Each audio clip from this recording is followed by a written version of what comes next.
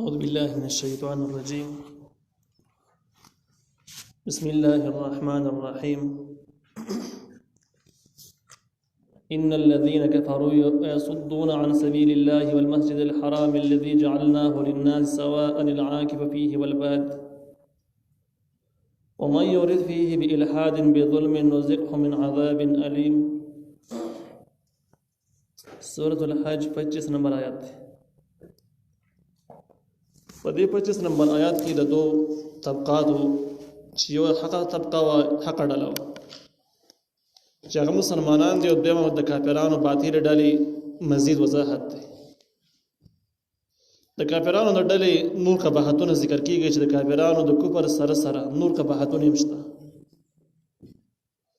الله تعالی وايي ان الذين يقينا حق کسان کفروا چې کافران دي ويصدون او بندي خلق عن سبيل الله د الله تعالی د لارې د الله لار بس اسلام او دین شریعت ته چې په لار سره روان شي الله ته رسیږي دا خلک دغه لار باندې نه پریږدي چې الله ته ونه رسي او دغه لار کې دوی رکاوټونه جوړوي. والمسجد الحرام الذي او د مسجد حرام حقنا جعلناه چې موږ ګرځول دغه مسجد حرام للناس د پاره د خلکو سواء العاكف فيه والباد برابر ده بده کې العاکف اوسیدون کې رداغي والباد مسافر کسو د غزياري هايشي د کوم مسافر نه دوه یو شنه حق لري یعنی د چا حق نه لري نه جوړيږي چې د مسجد حرام نه څوک منی کی دا چا ذاتی ملکیت نه دی بلکې وقت عام دی لیکن بیا دي هم دوی د خلک بندي مسجد حرام ته نه پریوي. مسجد حرام اصل کې هغه جماعت نوم دی چې کوم د خانه کعبه نه تیر چا پیره جوړل او تقریبا د هغه باندې غټ غټ دروازې لګېدلې دي. اگر سوچ حج عمره ته تلای نو هغه پیژنې چې د کومه کچې خانه کعبه چې د تیر چا پیره یو بل جماعت دی غټ جماعت دغه جماعت ته مسجد حرام وي او دغه کچې خانه کعبه چې کومه د کعبه شوله قبله ده بیا دویم چې کوم دی نو حرم دی د حرم حدود دي نو حرم حدود ډیر زیات پراخه دي کلاو دي او مسجد حرام دغه خاص جماعت نوم دی چې کوم د خانه کعبه نه تیر چا پیره دی. کله د سی وجه چې مسجد حرام به ذکر شي دغه مسجد دغه جماعت به مرادي حرم به نه مراد او کله د سی وجه چې مسجد حرام به ذکر شي لیکن ټول حرم شریف به مراد چې حرم شریف ډیره پراخه کلاو زګینی دی ټول به مراد شي. نو دې ذکر کې وس کومه مسله خبره ده دې ذکر کې ذکر د مسجد حرام دی لیکن دې نه مراد د حرم غون حدود تی مراد دي چې د حرم حدود ته څوک نه پریوي او د حرم حدود چې کوم دي نو الذي جعلناه للناس سواء العاكف فيه والباد هغه حرم چې کوم موږ ګرځولې د خلکو د پاره چې برابر دی بده کې اوسېدونکو دغه او مسافر یعنی که څوک د بګ د غزې کې اوسېږي نه هغه مسافر یو شان د حق لري بدغه کې چې منځ بکی وږي پاتې شي بکی د حج او د عمره احکام بکی ادا کی زګه د زګینه وقت عام دی وقت عام د چا ملکیت نه جوړيږي نو باوجود د چې د دوی ملکیت نه دی بیا هم دي خلک منی کوي نو دا د دوی د قباحت مزید وضاحت شو چې د هغه زګونو نه باندې کوي چې هغه پر د اسلام بنیادی احکام پورې متعلق دي او د چا ملکیت د سره دین وقت عام دی. نو یو خبره دا شو چې د مسجد حرام نه مراد ون حرم مراد دی ذکر دی د شان نزول نه معلومی کې دا چې د آیاتونو اصل کې د سوره حدیبیه باره کې نازل شوی چې کله حدیبیه په مقام ورځ باندې مسلمانان د عمره په نیت باندې روانو او دوی حرام ته کافرانو نه پریښودل نو اصل کې هغه مسجد حرام نه بلکې د حرام حدود ته نه پریښودل چې کوم پراخه علاقه ده. دا هغه شان نزول نه معلومی کې دا چې مسجد حرام دلته ذکر د جز د مراد نه کول دي د مجازات وي د غون حرام ته مراد د حرام ته پریښودل نه نو وس او د حرم با هغه باره کې الله تعالی وایي چې بده کې مسافر او رهایشي کس یو شان تګي دي نو بده مسله باندې اتفاق دی چې د حرم کې دنه د صفا او د مینا په منځ کې چې کوم د صفا مینا منځ کې صفا علاقه صفا ډیر یو د مینا کوم ډیر دی دغه شان د کې د طواف چې کوم زګینه دی او د سعی د منډه وهلو چې کوم سعی پکې کیږي د عمره په دوران کې د حج په دوران کې دغه کم حدود دي عرفات کوم علاقه ده مزدلفه چې کوم حدود دي دا ټول وخت عام دی بده کې څوک نشي کولای چې یو کس د دینه منی نو په دې وجه باندې د ډیرو اسلامي تحریکونو په شمول د اخوان المسلمین هغې د سعودي حکومت سره اختلاف هم په دې مسله باندې دی چې د دغه ځای نه وقف عام دی. خانه کعبه ټول مسلمانانو خانه کعبه ده، لہذا دا چا ملکیت نه دی. هر مسلمان چې غزان را رسولی شي په کار د حج او عمره وکړي بغیر د حکومتي ټکسونو غټو ټکسونو د ورکولو نه بغیر، او پاتې شو د خانه کعبې آبادول او د دغه علاقو آبادول او سهولیات برابرول دا ټول مسلمانانو پر اظهار په شریکه باندې به کوو، دفاع په شریکه باندې کوو. لیکن دا سعودي عرب شخصي ملکیت نه دی چې دوی به دومره ډول ټکسونه لګولي دي، او چې کم کس ټکس ورنکړي نو هغه کس پسې بیا پولیس ګرځي او په هغې باندې هلیکاپټر راښکته کېږي او زغلوي بیا د سعودي عرب په خاوره به بندوي. نو وایي چې دا کار د دوی لپاره مناسب نه دی، ځکه دا وقف عام ځایونو نه دومره په وقف عام باندې دومره قبضه اچول او دومره ملکیت جوړول دا شرعاً صحیح کار نه دی. نو دغه ځایونه چې کوم صفا، مینا دی، مزدلفه ده او عرفات دی، دا وقف عام دی. په دې خو د مفسرینو اتفاق دی. راځو دویمه خبرې ده چې د حرم باغ دې ځایونو کې خو حرم مراد دی او د خاص حدود خود نه دی مراد، ځکه چې د شان نزول نه پته لګي. نو اوس راځو چې آیا باقي حرام چې کوم دی دا وقف عام دی او کنه د چا ملکیت کېدی شي کنه شي کېدی. نو دغه کورونو آبادی څه حکم دی؟ ځینو مفسرین او علما رایې دا ده چې د مکې د حرم د ټولو مکاناتو او د ټولو بلډینګانو دغه حکم دی چې دا وقف عام کې راځي او دا چا ملکیت نه دی. لیکن دویم قول چې کوم دی د کوم چې د عمر فاروق رضی الله عنه د عمل نه معلومیږي، نو هغې نه داسې اندازه لګي چې دغه خاصو مقاماتو نه علاوه چې کوم څه د حج او د عمرې احکام متعلق دي تړلي دي، دغه ځایونو نه علاوه د حرم باقي بلډینګان او باقي ځایونه چې کوم دي نو دا وقف عام کې داخل نه دي، او بلکې دغه کرایې باندې ورکول اخیستل خرڅول جایز دي. ځکه چې د عمر رضی الله عنه په زمانه کې دغه یو بلډینګ په پیسو باندې واخیستل شو او د قیدیانو دپاره چې کوم دی نو هغه بیا وټاکلی شو چې په قیدیان ساتلی کېږي، جیلیانو پکې ساتلی کېږي په دغه بلډینګ کې. نو هغه ټایم کې د عمر فاروق رضی الله عنه په زمانه کې واخیستل شو، نو معلومیږي داسې شي باقي عمارتونو اخیستل خرڅول جایز دي. لیکن په دغه ځایونو کې د چا تصرف نشي کېدلی چې د خاصو مقاماتو نه څوک وشړلی شي ونیولی شي، داسې ټیک کار نه دی. نو دې ځایونو کې الله تعالی وایي چې دوی د مسجد حرام نه خلک بندوي او هغه مسجد حرام هغه د حرم حدودو چې وقف عام دی د هېچا ملکیت هم نه دی، بیا هم به دوی پکې څوک نه پرېږدي. ومن یورد فیه بإلحاد، هغه څوک چې اراده وکړي په دې کې د کږې لارې، الحاد کږې لارې ته وایي، سمه لار پرېښودل بچه په لار باندې روانېدل، دې ته الحاد وایي. الحاد دلته کې په معنا د ګناه سره دی. کږې لارې نه مراد هره ګناه ته مراد ده، که هغه هر قسم ګناهونه چې دي، که هغه شرک دی او که کفر دی او که کنځل دی، د حج او د عمرې د احکامو مخالفت دی، لکه هلته ښکار کول شو، ونې کټ کول شو، ټول منع حرام دي. دا ټول چې کوم دی نو ګناه ده. نو دا مصداق د الحاد دی چې هغه څوک چې په حرم کې د ګناه اراده هم قدرې وکړي بې ظلم سره د ظلم نه، چې په خپله مشرک او کافر هم دی ورسره نور ګناهونه هم کوي، نذقه من عذاب الیم، موږ به سکو په دې باندې عذاب دردناک. عبدالله ابن مسعود رضی الله عنه فرمایي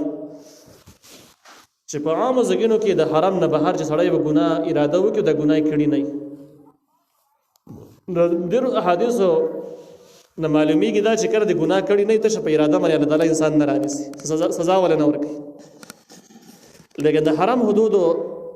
امتیازات دا دی چې په دې کې د ګناه اراده باندې هم الله تعالی انسان رانیسي، تشه اراده کول پکې هم جرم دی. نو چې کله اراده کول پکې جرم شو نو دنه پکې بوتان ښودل، شرک کول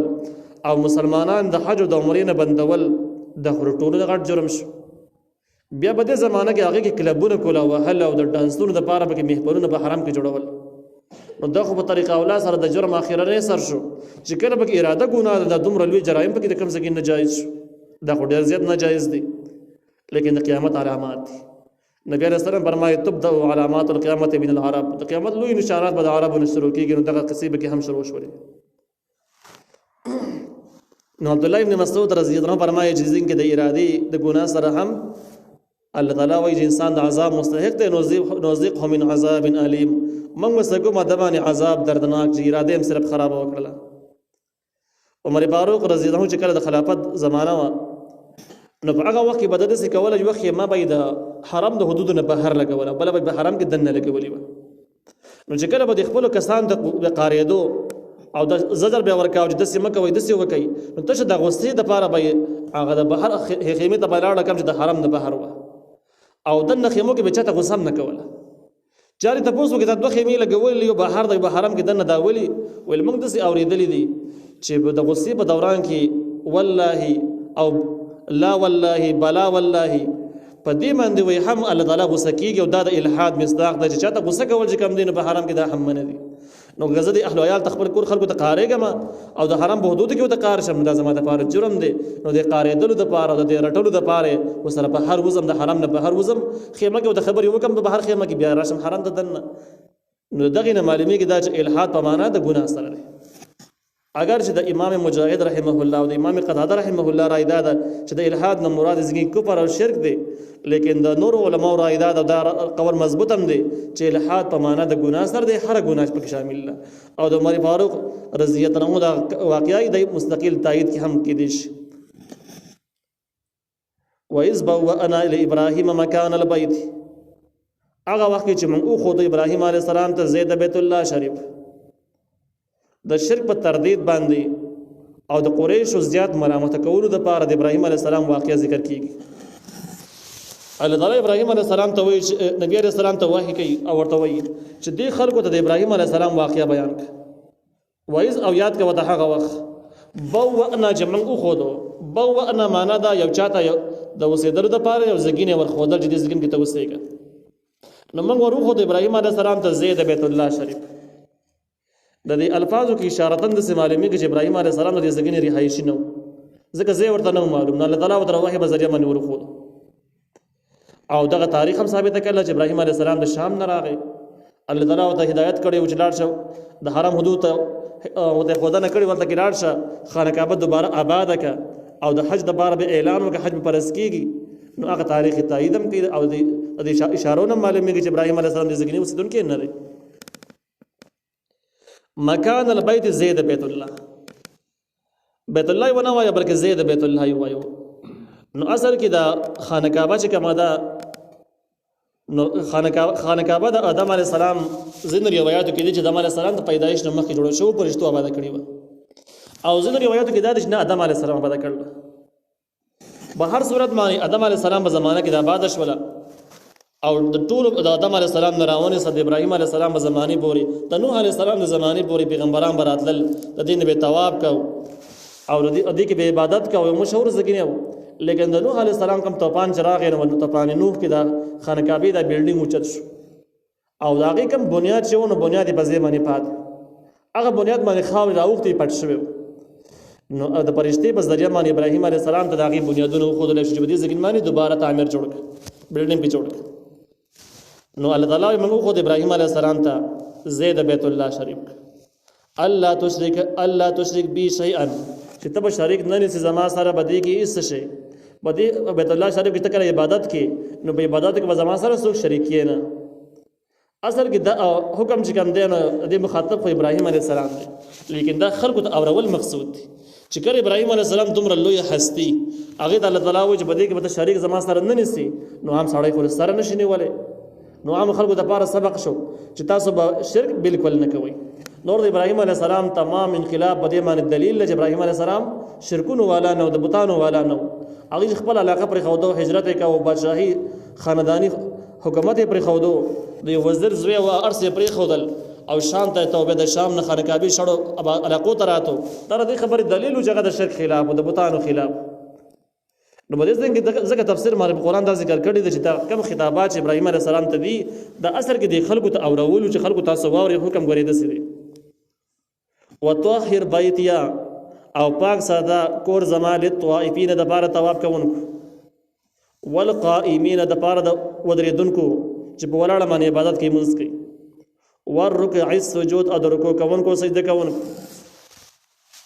ابراهیم علیه السلام ته د خانقابه بنیاد خو دلې شو او ورته ویل چې په دغه بنیاد کې د نرتکر عبادت کې نو زما سره شرک نه کې او دا ځکه نه بدلو د قیام د پاره او د رکوع د پاره او طواف د پاره پاک ساتي نو دین د معلومیږي چې اصل کې د خانقابه یا بیت الله شریف د غزګری نوم درې بلډینګ نوم نه دی ځکه بلډینګ خو د ټیم کې نو دا لري شوی لیکن د خالص دګنی باره کې الله تعالی ابراهیم علیه السلام د وجدا په پاک ساتي او دغه ته کور خپل وایو نو دینه معلومیږي دا چې د بلډینګ نوم نه د ځګنی نوم دی او پاک ساتل څه شي نه پاک ساتي نو پاکواله دوه قسمه ده، یو ظاهري دی یو باطینی دی. ظاهري چې کوم پاکواله دغه دا د جبدې کې ګندګي نه صفا پروت دی، باطینی دا د جبدې کې شرک او ګناهونه نه. نو ځینې روایتو کې دا هم د دغه زمانه کې ابراهیم علیه السلام راغی نو بني جرهم قبیلې دلته کې بوتان ښودلي او د هغې عبادت پکې د ځای په ځای باندې. نو ابراهیم علیه السلام ته حکم وشو چې دغه بوتان دې ځای نه لرې کړي، دې بوتانو نه صفا کړه. ابراهیم علیه السلام دغه هم لرې کړل، نور هم ځای نه صفا او د هغې سره په دې باندې بیا وروسته به نورو روایتو کې دي چې د هغې بنیادونه یې شروع کړل. بقره کې نور مضمون تېر شوی دی. والقائمین او هغه چې ولاړې په عبادت کې، یعنی په ولاړه باندې منځ کوي. والرکع السجود، رکوع کوونکو سجده کوونکو، یعنی کم کسان چې منځ کوي په دې کې قیام هم شته، رکوع هم شته، سجده هم شته. نو د دغې خلکو دپاره دا زګینې پاک ساته. واذن او اعلان وکړه په الناس خلکو ته بالحج دپاره د حج کولو، یعنی په دې ټایم کې حج فرض شو. ابراهیم علیه السلام چې خانقاه آباده کړله بس حج فرض شو. ابراهیم علیه السلام ته حکم وشو چې اعلان وکړه چې خلک حج دپاره راشي. ابراهیم علیه السلام د الله تعالی نه سوال وکړ چې دلته به زما اعلان څوک اوري؟ دلته خو څوک شته نه، دا خو شړه علاقه ده، دا اواز به خلکو ته څنګه رسېږي؟ ځینو روایاتو کې دی چې ابراهیم علیه السلام په مقام ابراهیم باندې ودرېد. مقام ابراهیم د خانه کعبې سره نږدې یوه ګټه ده او د خپو نشانات پې دي او په شیشه کې فلحال بنده ده. د دغې د خوا ته 2 رکعته لمونځ کول هم واجب دي. سړی چې د حج عمرې نوزګار چې دغلته به 2 رکعته لمونځ کوي. نو دغه یا خو دغه مقام ابراهیم ته دغه ګټه ته مراد ده چې په الحال خلک زیارت ته مرضیینې. نو بیا به ځینې روایتو کې دا دی چې ابراهیم علیه السلام به دا ګټه باندې ودرېدو او دا ګټه اوچته شوه، بره لاړه.